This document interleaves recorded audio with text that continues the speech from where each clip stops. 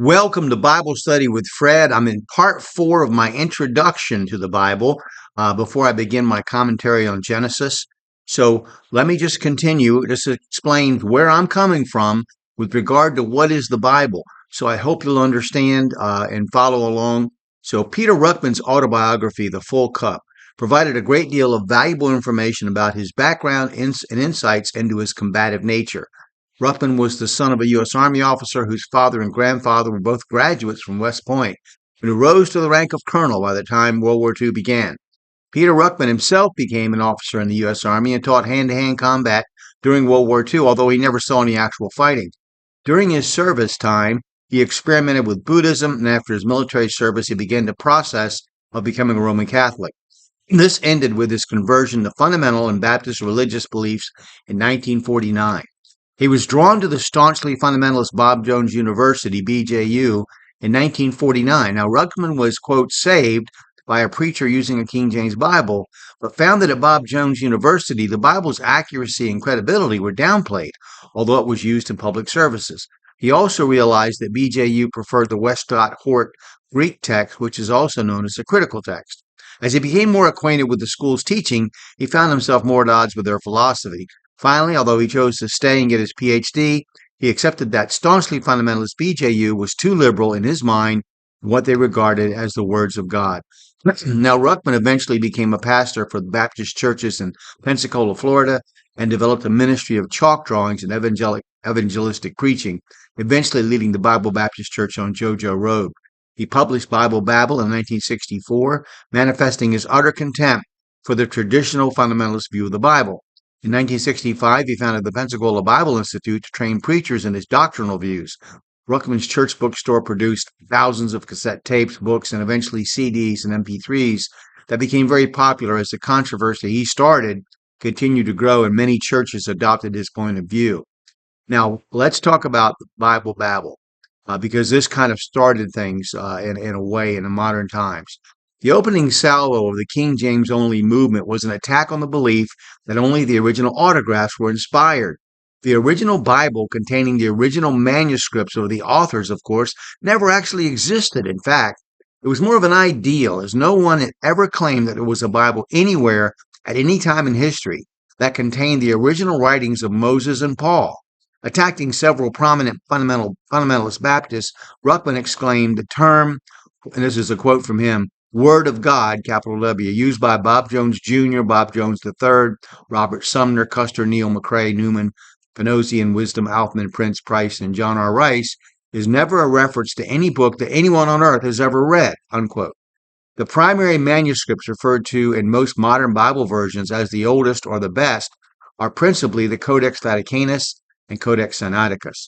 Now, these manuscripts are known as Alexandrian text type and were assigned the most authority by the Westcott Hort Greek text translators.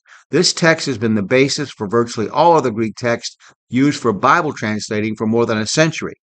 Ruckman referred to these fundamentalists who followed the Alexandrian textual line of manuscripts as expressed in the Westcott Hort Greek text and the Bibles produced from it as the, quote, Alexandrian cult. Now, one of the characteristics of Dr. Ruckman's writings was his strong anti-Catholic bias. Ruckman viewed a Roman Catholic conspiracy behind the newer Bible translations. He accused modern translators and fundamentalists of attacking the Reformation Bibles by using Roman Catholic translations. He wrote that, quote, the readings of the ASV and the NASV are the readings of Jerome's Latin Vulgate, where they match the Jesuit Rheims Bible of 1582, unquote. It's interesting to note that the authorities he mentions after that statement as having revealed this information decades before his writing were not devoted to the perfection of the King James Bible as he was. In fact, one important author, Dr. Edward F. Hills, expert in textual criticism, graduate summa cum laude from Yale and graduate of Westminster and Columbia Theological Seminaries, as well as Harvard University, published his tome, The King James Version Defended, in 1956, which, although often quoted by King James only advocates, only went so far as saying that it is not absolutely perfect, quote unquote, but it is trustworthy, while upholding the Textus Receptus over the text produced by the Anglican revision. Ruckman's accusations implied that the traditional fundamentalist was an agent of Rome, as he noted, quote, The fact that the ASV and the NASV, as well as the RSV and the NRSV, are in line with the official Bible of Rome, they are not revisions of the King James Version, unquote. And he referred to anyone who promoted these Bibles as a papist, quote unquote. Ruckman went on to accuse the Anglican revisionists of being, quote, Puseyites, a reference to Anglican divine Edward Pusey, which meant to Ruckman that they were part of the contingent of 19th century Anglicans who desired reunion with the Roman Catholic Church. The conflict within the 19th century Anglican Church regarding that church's relationship to the Roman Catholic Church resulted in several defections of Anglican clergy to the Roman Catholic Church. Now, Ruckman's introduction to Bible Babble concluded with Ruckman's take on the controversial verses of Psalm 12, 6, and 7 in the King James Bible, stating that they established a doctrine of God's promise to providentially preserve his words. This would become one of the pillars upon which the King James only movement would rest. The insistence that God not only gave words by inspiration, as noted in 2 Timothy 3:16, but that these words were preserved by God throughout the centuries in faithful copies and translations, was fundamental to the movement's arguments. His arguments for the authority of the King James Bible also included his statement about the translators' rejected Roman Catholic readings in many verses, that the translators made no effort to uphold Roman Catholic doctrines such as Mary's perpetual virginity, and that at the time of the translation, no minister of any pulpit that believed in the Trinity, the three-part personage of God, denied the deity of Jesus Christ. So Dr. Ruckman did not express the most radical version of the King James only believers' belief. And I will start with that next. There's an even more radical version, so Ruckman didn't go as far as some have, including myself. So I think he didn't go as far as I've gone. So I'm hoping, we'll stop there. I'm hoping that you're paying attention. You're going to find out what my point of view is.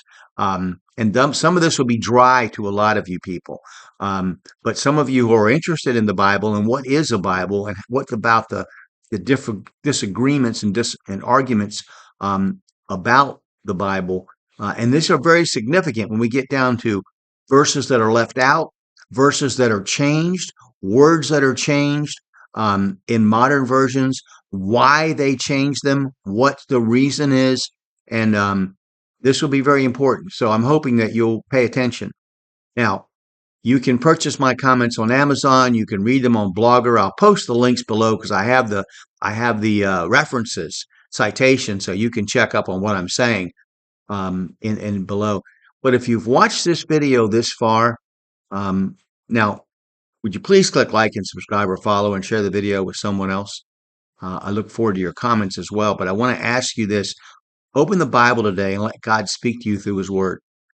Study the Bible, cross-referencing the verses. Before you do the one, pray to God for wisdom and understanding, and then share your interpretation with someone else.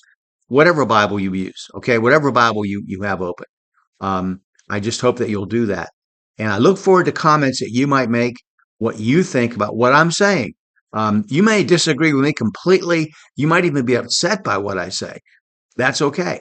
I love to see people's opinions. I learn more about what people think that way. I'm not one of those people that wants to live in an echo chamber where everybody reflects my opinion. I thrive on differences of opinion. I like to see what people have to say. I may not comment on it. I may not have anything to say about it. But if you present your case and you back it up with logic and with citations and references, I'll be impressed. Okay? Thank you.